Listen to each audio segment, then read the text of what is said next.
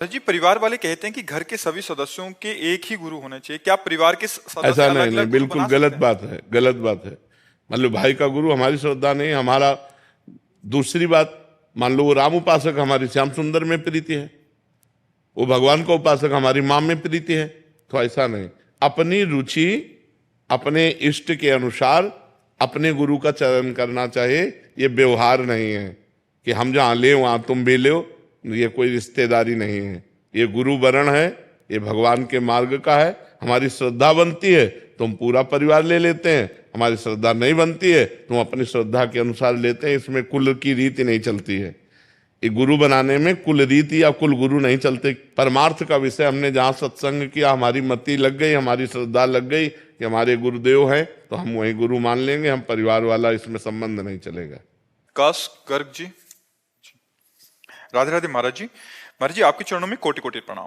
प्रभु, हमारे इस शरीर की सार्थकता केवल इसी में है कि हमें इसके माध्यम से प्रभु के दर्शन और सानिध्य, गुरुदेव के दर्शन सौभाग्य प्राप्त हो। प्रभु, मेरा प्रश्न यह है कि भजन मार्ग में वो स्थिति कब बनने लगती है जब अनुकूल तथा प्रतिकूल परिस्थितियां हमारे मन को विचलित ना कर पाए?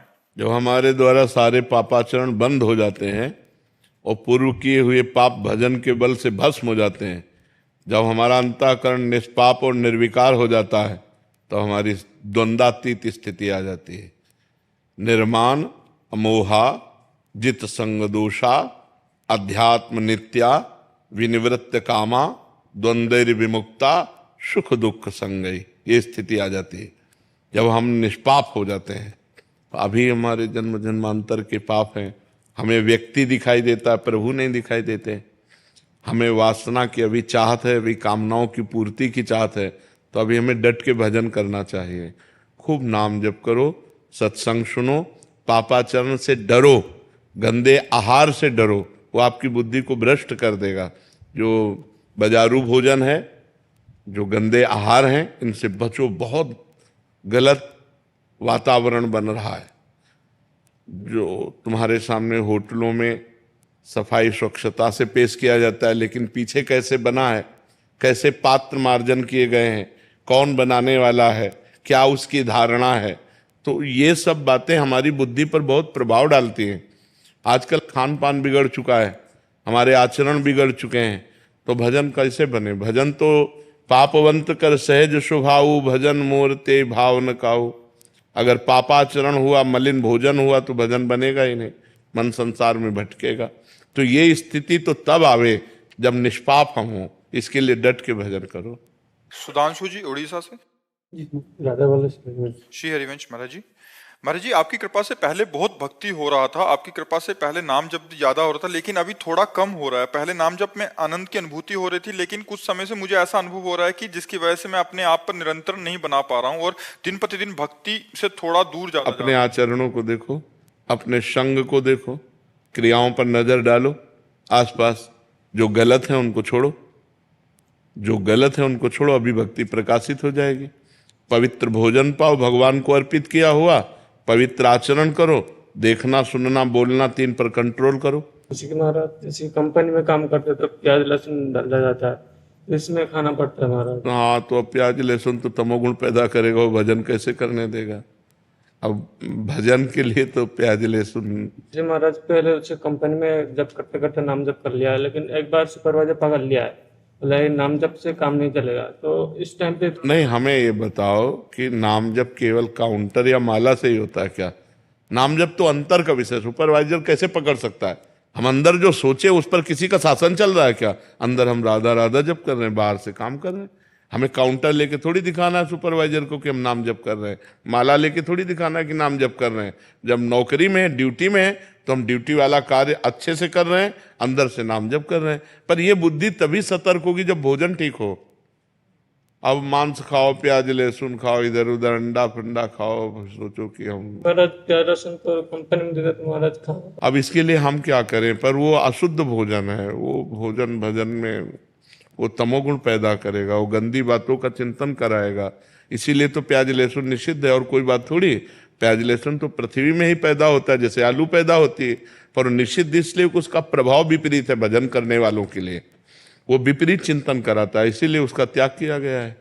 अपवित्रता बुद्धि की, तमोगुण बढ़ाने वाला, इसीलिए उसका त्याग किया। हमें पवित्र बुद्धि चाहिए तभी भजन में लगेगी। तो आहार ठीक करो, आचरण ठीक करो, अंदर अंदर खूब नाम जप करने का अभ्यास करो। विशाल डोगरा जी। राधे राधे जी। राधे राधे महाराज जी। महाराज जी, क्या धर्म और कर्म में कोई अंतर है? हर इंसान का कर्म अलग अलग होता है, जैसे एक क्षत्रिय है, एक साधु है, या एक नहीं, तो सामान्य व्यक्ति? क्षत्रिय धर्म से ही तो कर्म होता है, ब्राह्मण धर्म से ही तो कर्म होता है, विरक्त धर्म से ही तो कर्म होता है, गृहस्थ धर्म से ही तो कर्म होता है। जो धर्म से अलग कर्म करता है वो पाप कर्म करता है, और वही पाप का उसे दंड भोगना पड़ता है। शुद्ध कर्म वही है जो धर्म से युक्त हो, और जो धर्म से अलग हट गया तो वो पाप कर्म बन गया, वो अधर्म बन गया। तो वास्तविक कर्म की महिमा तो धर्म से युक्त होने पर ही है। जैसे आप किसी के पुत्र हो तो आपका पुत्र धर्म है, किसी के पिता हो तो पिता धर्म है। एक पिता का क्या धर्म है, वो कर्म करो। एक पति का क्या धर्म है, वो कर्म करो। एक समाज के व्यक्ति का क्या कर्म है, वो कर्म करो। वो धर्म से युक्त होगा। कि हमारा यहाँ धर्म कहता है कि ऐसे चलना चाहिए, तो वो कर्म धर्म युक्त हो गया। और जो मनमानी, तो फिर वो पाप कर्म बन गया। समझ रहे ना? जो धर्म युक्त हो वही कर्म है, और जो धर्म से अलग हो गया वही पाप है। धर्म से विलग हो गया तो पाप है। जैसे अपनी पत्नी से धर्म है, लेकिन दूसरे की पत्नी या किसी बहन बेटी, वो पाप कर्म। कर्म तो वही है, कर्म वही है।